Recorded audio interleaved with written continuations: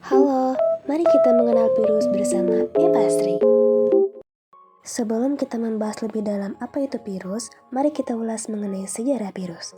Awalnya, virus itu ditemukan oleh seseorang peneliti yang bernama Albert Meyer.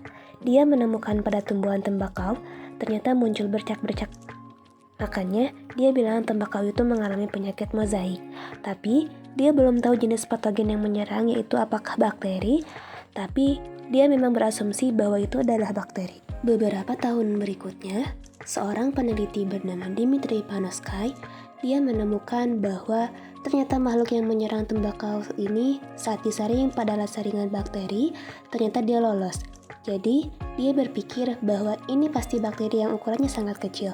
Nah, beberapa tahun berikutnya, seorang peneliti bernama Martinus B. Gerinchik, dia menemukan bahwa saat dia melakukan ekstraksi dari tembakau yang sudah diserang oleh mozaik, penyakit mozaik ini ternyata pas dia disuntikan pada tumbuhan tembakau yang lain, daya serang dari patogen ini ternyata tidak berkurang.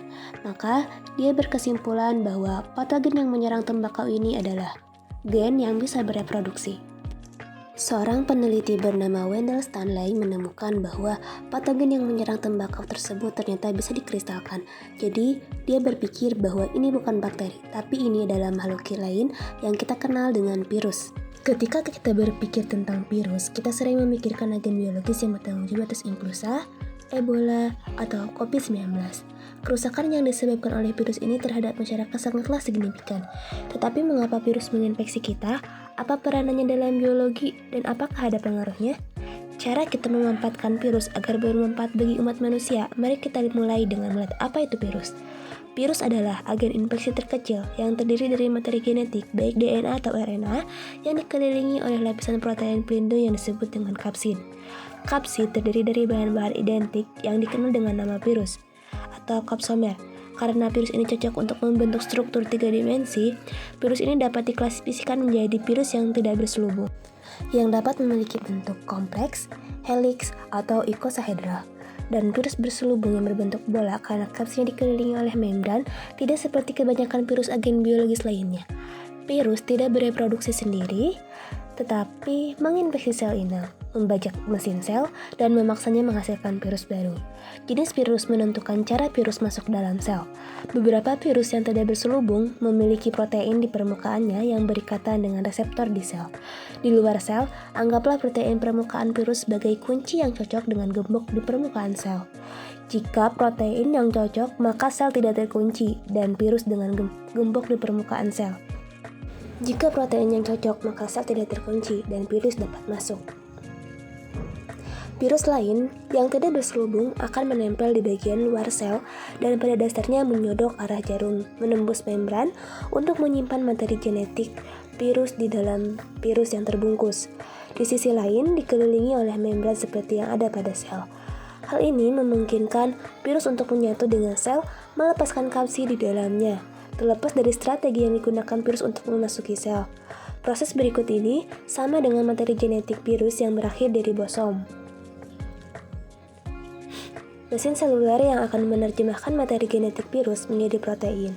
Materi genetik ini akan bersatu membentuk virus baru yang dapat meninggalkan sel dengan cara mendorong membran atau dengan melisiskannya. Pada akhirnya, dapat menyebabkan kematian sel. Tubuh manusia memiliki pertahanan alami terhadap virus seperti sel kekebalan yang menyerangnya dan antibodi yang mengikatnya. Setelah virus berhasil dieliminasi, sistem kekebalan akan menyimpan memori patogen. Dengan cara ini, jika virus yang sama muncul lagi, menginfeksi kita, tubuh kita dapat merespon dengan lebih cepat dan efisien.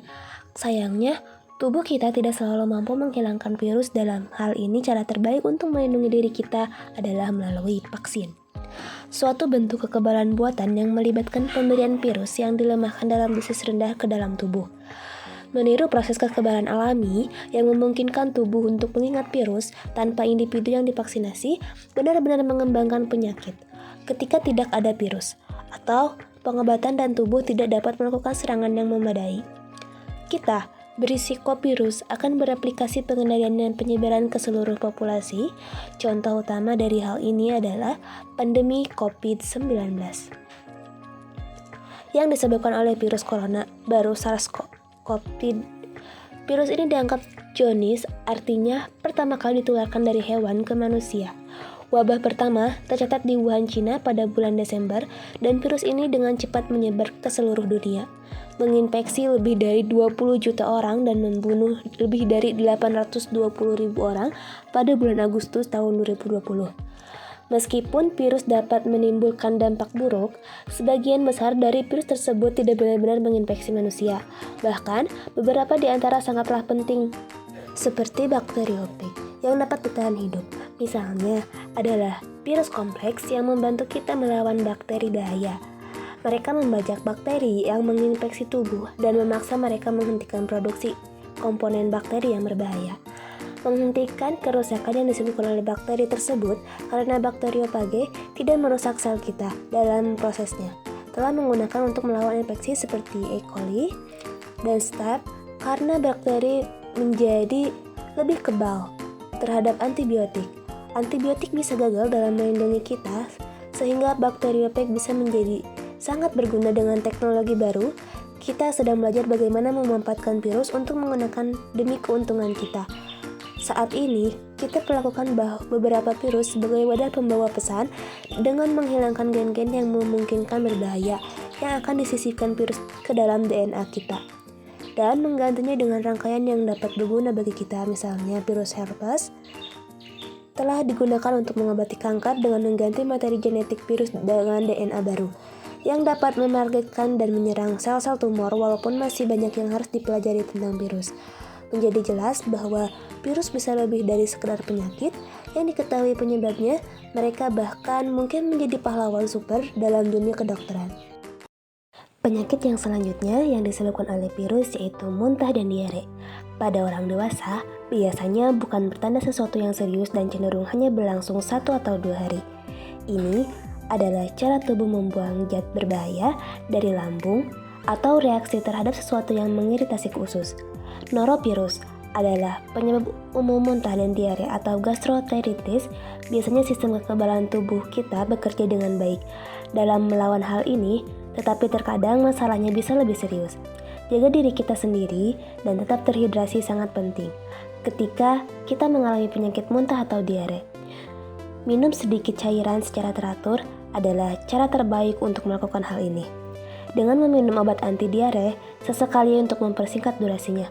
Namun, obat tersebut hanya boleh diminum jika benar-benar diperlukan. Misalnya, ketika kita akan melakukan penerbangan jarak jauh, meminum manis dapat bermanfaat untuk mengganti gula yang hilang. Dan cemilan asin seperti sebungkus keripik dapat membantu menggantikan garam yang hilang. Jika kita mengalami dehidrasi, kemungkinan besar gejala lain akan mulai muncul seperti rasa lelah, mengantuk, pusing, kram otot ringan, detak jantung cepat, dan terus berlanjut. Rasa mual juga merupakan tanda-tanda dehidrasi. Gejala-gejala ini juga akan sama pada anak-anak. Mereka mungkin terlihat pucat dari biasanya, buang air kecil lebih sedikit dari biasanya, tangan dan kaki dingin, dan umumnya lebih lesu. Jika kita terus-menerus muntah lebih dari 24 jam atau sudah mengalami diare lebih dari seminggu, segeralah periksa. Ketika sakit pada saat yang sama, jika diarenya mengandung darah atau telah berlangsung lebih dari 2 minggu, kita harus mencari nasihat medis atau hal ini utama yang perlu diingat dengan muntah dan kotak diare cenderung hanya berlangsung beberapa hari, dan dalam banyak kasus yang terbaik adalah melakukan perawatan mandiri di rumah dengan mengingat untuk mencuci tangan secara teratur untuk mencegah penyebaran infeksi dan kuman ke anggota rumah tangga yang lain. Minum banyak cairan dan tetap terhidrasi, banyak istirahat untuk memulihkan energi kita, dan temui dokter jika masalah berlanjut. Setelah beberapa hari, banyak layanan yang tersedia di mana kita berada dan periksa dengan cepat dan nyaman. Jadi pikirkanlah dan perawatannya yang cepat untuk Anda.